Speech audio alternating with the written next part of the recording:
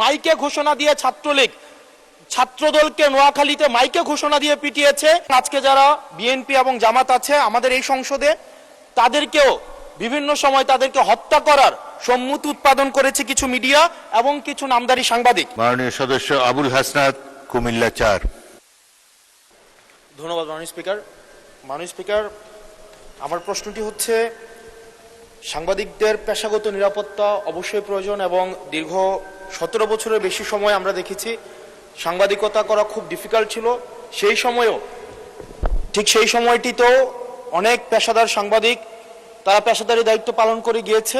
আমার প্রশ্নটি হচ্ছে, আওয়ামী লীগের সময় যেসব সাংবাদিক পরিচয় দিয়ে যারা গণহত্যা, যারা ভোট চুরি, গুম, খুন, ব্যাংক ডাকাতি, সেগুলোর বৈধতা এবং সম্মতি উৎপাদন করেছে মিডিয়াগুলোতে, এবং যারা আজকে সরকার দলে আছে বিএনপির সর্বোচ্চ নেতা বর্তমান প্রধানমন্ত্রী, উনাকেও বিভিন্ন ষড়যন্ত্রকারী, দেশদ্রোহী হিসেবে আমরা দেখেছি বসুন্ধরার ইস্ট ওয়েস্ট মিডিয়া বিভিন্ন সময় নিউজ করেছে।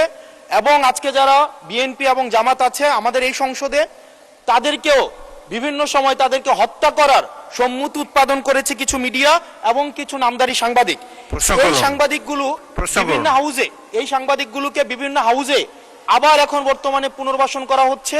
এই জুলাইয়ের পরে এখন টিভি থেকে জুলাইয়ের পক্ষের যারা সাংবাদিক ছিল তাদেরকে বের করে দেওয়া হয়েছে, সময় টিভিকে দখল করা হয়েছে। ইস্ট ওয়েস্ট মিডিয়া অর্থাৎ বসুন্ধরা গ্রুপের যে মিডিয়াগুলো রয়েছে তারা প্রতিনিয়ত আওয়ামী লীগের পক্ষে সম্মতি উৎপাদন করে যাচ্ছে। গতকাল মাইকে ঘোষণা দিয়ে ছাত্রলীগ ছাত্রদলকে নোয়াখালীতে মাইকে ঘোষণা দিয়ে পিটিয়েছে, সেটাকে উদযাপন করতে দেখা গিয়েছে বসুন্ধরা ইস্ট ওয়েস্ট মিডিয়াকে এবং কিছু টকশোজীবীদেরকে। আমার মাননীয় মন্ত্রীর কাছে প্রশ্নটি হচ্ছে, এইসব যারা এই গুম খুনের বৈধতা উৎপাদন করেছে, ভোট চুরির বৈধতা উৎপাদন করেছে, গণতন্ত্রের পক্ষে যারা ছিল তাদেরকে হত্যাযোগ্য করে তোলা হয়েছে, এইসব সাংবাদিক, নামধারী সাংবাদিক এবং এই মিডিয়াদের বিপক্ষে বা কি ধরনের আইনি ব্যবস্থা নেওয়া হবে, আইনি ব্যবস্থা আদৌ নেওয়া হয়েছে কিনা, কেন তাদেরকে আবার পুনর্বাসন করা হচ্ছে, সেটির আইনগত কি ব্যাখ্যাটি কি, সেটি এই সংসদের সামনে উপস্থাপন করার জন্য অনুরোধ জানাচ্ছি। ধন্যবাদ। Our friend and opposition member একটি প্রশ্ন করলেন না, কয়টি প্রশ্ন করলেন, আমরা সেই ট্র্যাকটা হারিয়ে ফেলেছি। আমরা একটি কথা বলতে চাই, গণমাধ্যমের স্বাধীনতা রয়েছে, তবে দেশের প্রচলিত আইন অনুযায়ী সকল যারা এই গণতন্ত্র সমুন্নত রাখার বিপক্ষে কাজ করবে, গণতন্ত্র ধূলিসাৎ করার কাজ করবে, কোনো সন্ত্রাসের কাজ করবে, সে যেই হোক, সে আইনের ঊর্ধ্বে না, তার বিরুদ্ধে প্রচলিত আইনি ব্যবস্থা নেওয়া হবে। সেটি যেই সাংবাদিক হোক, আর আমাদের পলিটিশিয়ান, বিজনেসম্যান, চাকরিজীবী আইনের ঊর্ধ্বে তো কেউই না।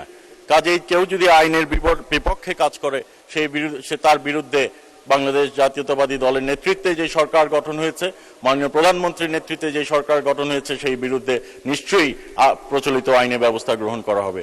ধন্যবাদ মাননীয় স্পিকার। East to Sile 24